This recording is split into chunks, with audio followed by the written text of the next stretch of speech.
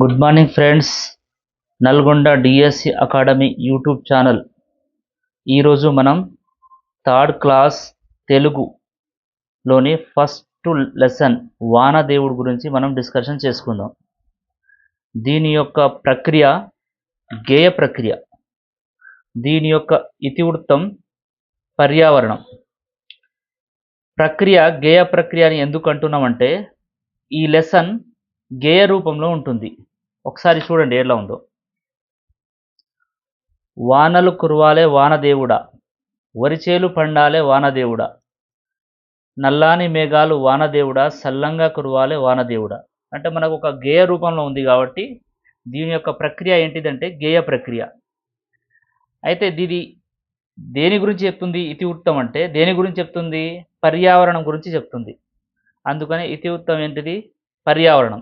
అందుకని ఫ్రెండ్స్ మనం ఏం చేయాలి? మనం దీన్ని బట్టి పట్టొద్దు. ప్రక్రియ ఎట్లుంది? గేయ రూపంలో ఉంది కాబట్టి ప్రక్రియ గేయ ప్రక్రియ. ఇది పర్యావరణం గురించి తెలియజేస్తుంది కాబట్టి ఇతివృత్తం ఏంటిది? పర్యావరణం. అదేవిధంగా ఈ లెసన్లోని అర్థాలు, ఇందులో 12 పరాగానాలు అంటే భూమిలోని కొంత భాగం. వేతలు అంటే బాధలు. ఇందులో మిగతా అర్థాలు మనకు తెలుసు. ఇందులో 2 అర్థాలు ఉన్నాయి. మనకేంటి ఎగ్జామ్లో ఎగ్జామ్ పాయింట్ ఆఫ్లో మనకు అవసరం అనేవి కూడా ఈ 2. 12 పరాగానాలు అంటే భూమిలో కొంత భాగం. వేతలు అంటే భాగాలు, వేతలు అంటే బాధలు.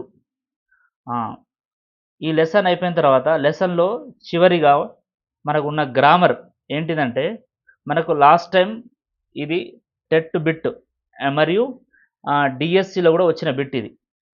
అక్షరాలు మనకు ఇది ఈ గవర్నమెంట్ 2023 ఈ గవర్నమెంట్ కాంగ్రెస్ గవర్నమెంట్ వచ్చిన తర్వాత వేసిన డిఎస్సిలో ఈ పాయింట్ మనకు అందులో వచ్చింది.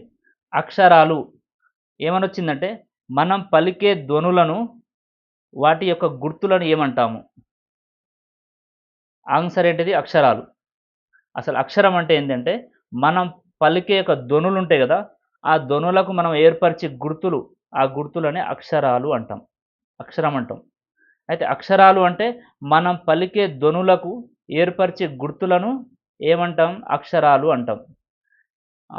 అక్షరాలు అన్నీ కలిపితే వర్ణమాల అవుతుంది.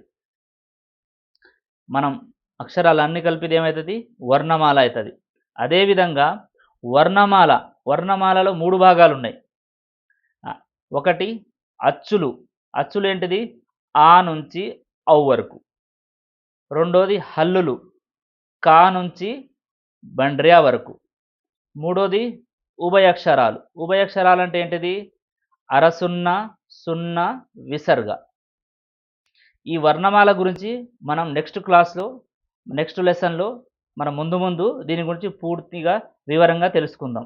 ప్రజెంట్ మనకి ఈ లెసన్ యొక్క చివరగా ఉన్న వ్యాకరణాంశం గ్రామర్ ఏముంది అంటే ఈ వర్ణమాల ఇంతవరకే ఉంది. ఒకటి అచ్చులు, ఆ నుంచి ఔ వరకు, హల్లులు, కా నుంచి బండ్రియా వరకు, ఉభయక్షరాలు అరసున్న, సున్న, విసర్గ. ఈ లెసన్ యొక్క చివరగా మనకు ఒక సూక్తి ఉంటుంది. ఇది కూడా మనకు exam point of view bit మనకు వచ్చింది ఆల్రెడీ. ఇంతకుముందు సూక్తి ఒక ఇట్లా ఇస్తారు. దీన్ని సూక్తి అంటారా, ప్రక్రియ అంటారా, లేకుంటే ఈ సూక్తి ఎవరు చెప్పారు అనేది మనకు ఎగ్జామ్ పాయింట్ ఆఫ్లో అడగడం జరిగింది. సో మనకి ఈ లెసన్ చివర ఉన్న సూక్తి ఏంటిదంటే సర్దార్ వల్లభాయ్ పటేల్. ఈ షార్ట్కట్లో సా వా పటేల్ అంటే రాశాను. సర్దార్ వల్లభాయ్ పటేల్ ఏం చెప్పారంటే రైతులు సుఖంగా ఉంటే దేశం మొత్తం సుఖంగా ఉంటుంది. నేను షార్ట్కట్ రాశాను ఫ్రెండ్స్, ఎందుకంటే మనకు అర్థం కావడం. రైతులు సుఖం అంటే రైతులు సుఖంగా ఉంటే దేశం మొత్తం సుఖంగా ఉంటుంది అనేది మనకు సర్దార్ వల్లభాయ్ పటేల్ చెప్పినటువంటి సూక్తి.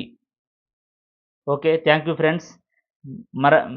మీకు మరిన్ని విషయాలు తెలుసుకోవాలనుకుంటే ఈరోజు నుంచి మనం Telugu, science, maths, social, psychology ప్రతి టాపిక్ రోజొక టాపిక్ నేను మీకు వివరించడం జరుగుతుంది. Thank you very much.